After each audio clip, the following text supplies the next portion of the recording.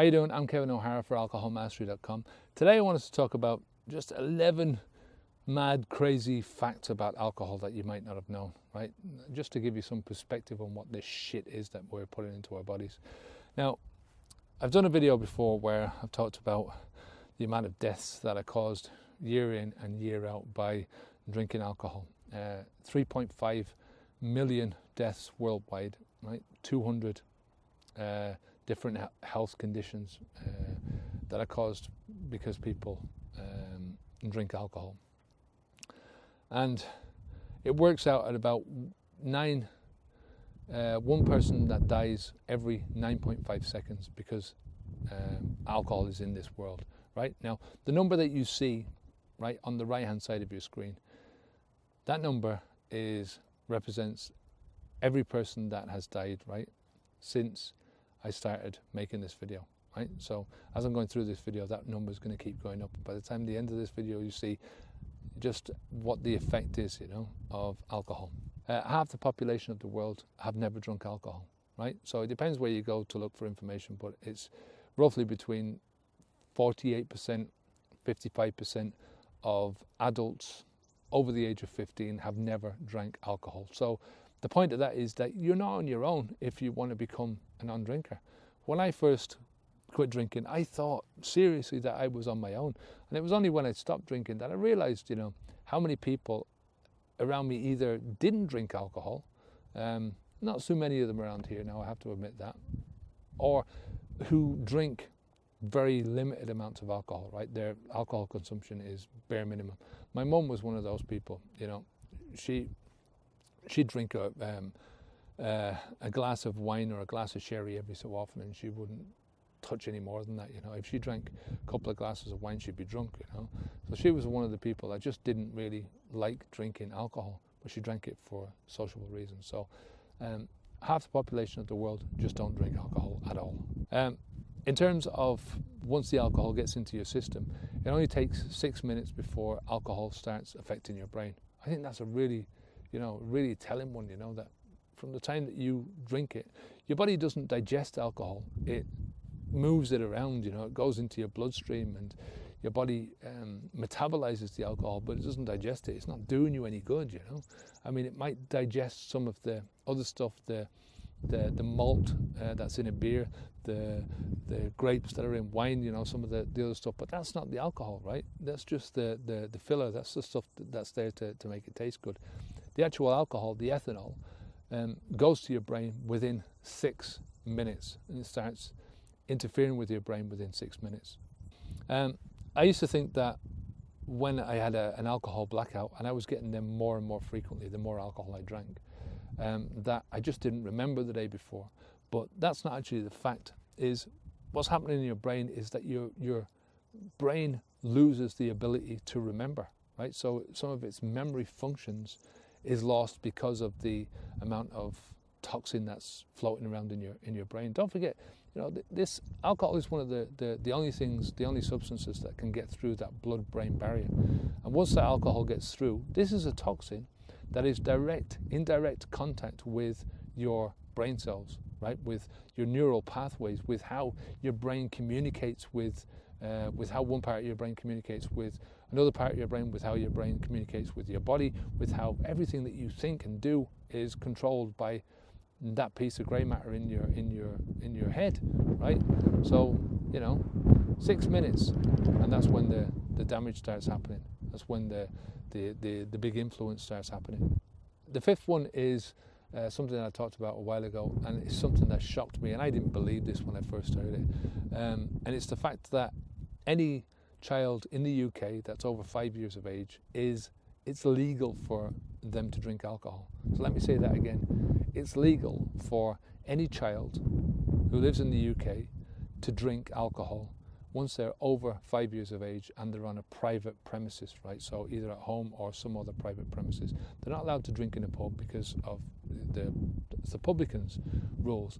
But once the child is over 5 years of age, you can give them alcohol and there's nothing that can be done to you. How bad is that? And it's something that I would, if that was something that was happening and somebody said to me, where in the world was happening? I'd said, Russia, maybe somewhere in Africa, somewhere like that, you know, some undeveloped part of the world, you know, not the UK, but that's a fact in the UK. Look it up. A fact about prohibition. I mean, you know, one thing about prohibition that a lot of people don't ask is, you know, what was the condition of society, of the culture in general? What was happening in that society that made governments want to take such a drastic step? I mean, don't forget that, you know, how much money we make out of alcohol, a government makes out of alcohol. So what was happening in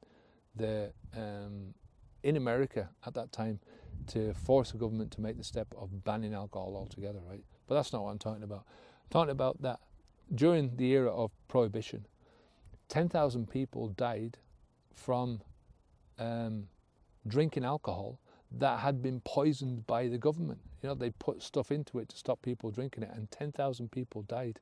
So you've got a double poisoning, right? You've got a poisoning by the alcohol itself, and then a poisoning by the shit that the government were putting into it. Number 7 is something that you probably already guessed at anyway, and that's that 1/3 of all Rockstar deaths were caused by drinking alcohol or some other drug. And when you look at the statistics around drinking alcohol and the deaths from alcohol, you see that 3.5 million people around the world die every year from alcohol, and 250,000 die from the combined deaths of all the other drugs put together. Then you sort of realise, well, most of them Rockstar deaths are going to be caused by alcohol. I know it's an obvious one, but I thought I'd slip it in there anyway. Number 8 is something that I'm always banging on about, and that's quitting drinking alcohol for 30 days, right? And it gives you a big boost in the fact that you know you can do it. It gives you sort of experience of what it's like to stop drinking for 30 days. But it's also been proven that if you quit drinking alcohol for 30 days, that it does so much to boost your liver and to boost all the other organs in your body, right? Just that 30 days of not drinking alcohol, that your body is that good at regenerating and repairing itself, that all it takes is, 30 days. Now, it's not going to undo a lifetime of damage, but it's going to go a long way to repairing a lot of that damage in those first 30 days. And number 9 is something called Asian flush. I don't know if you know about this, but it's a fact that 50% of all Asians cannot produce this enzyme called acetaldehyde dehydrogenase, right? And it's part of the metabolizing process. And if they can't produce this within their body, then they can't drink. They get sick and they come out in this big flush in their faces, but they just can't. They can't drink alcohol because of that, because the body just can't break it down. And you imagine if you drink a lot of alcohol and it's just floating around your system, the more you get, the higher your blood alcohol content is going to get, and soon you're going to have some serious trouble. So 50% of all Asians, 50%, half of all Asians cannot drink alcohol because of this acetaldehyde dehydrogenase, lack of. Number 10 is that the World Health Organization has classified alcohol as a group 1 carcinogen, right? This is a cancer-causing agent in a group 1. This isn't the same classification as asbestos. It's in the same classification as neutron radiation, right? It's the same classification as hepatitis B and hepatitis C, right? This is fucking very serious, So, class 1 carcinogen, World Health Organization. And number 11, the final one, is that the founder of the AA, is it Bill W? I think his name was, on his deathbed, asked for several times for alcohol. He knew he was dying and he asked for alcohol. I tell you one thing, right? When I get on my deathbed, right, if I'm there on my deathbed, the last fucking thing I'm going to be asking for is alcohol. This is something that I've said for a long time about the AA and alcohol, is that they don't separate the two. They say to you that you're irreconcilably linked to alcohol for the rest of your life, right? That one drink and you'll be back where you started from, right? That you're always going to be an alcoholic and you're always going to be fighting against alcohol. Now, for me, I'm 4 years away from alcohol, not the rest of my life away from alcohol at all, and I do not consider myself to be an alcoholic at all. If somebody forced me to take a drink now, right, because they would have to force me to take a drink. Somebody forced me to take a drink now, there is no way that I would continue drinking, right, that I would have another drink, right? There's no chance I'm going to have a slip up now. I'm not an alcoholic. Don't think about alcohol at ever. I think about sometimes the alcohol behavior, right? But it's a momentary thought that comes into my mind when I'm sort of, whatever, I'm in a new situation. I haven't been in a situation like this for a while, and it passes over me. So that does not make anyone an alcoholic because they come and they think about a certain thing about alcohol every so often. I mean, you know, as I said, certain people who I feel like the thought crosses my mind that I want to punch them in the face because I don't like them, you know, because I don't like who they are, I don't like what they stand for, I don't like what they're saying, but I don't do it, right? Because, you know, you don't have to follow through on your thoughts. You know, I've thought a couple of times that I would like to kill somebody, you know, but I don't do it, you know, and I'm sure everybody has these thoughts, right? But you just don't act out on them, you know, and just because you have the thought, it doesn't make you a murderer, right? You have to actually go out and do it, right? So, you know, for me to become an alcoholic again, I would have to go through all this bullshit again and start drinking again and, you know, going down to the pub and bring in that whole lifestyle again, right?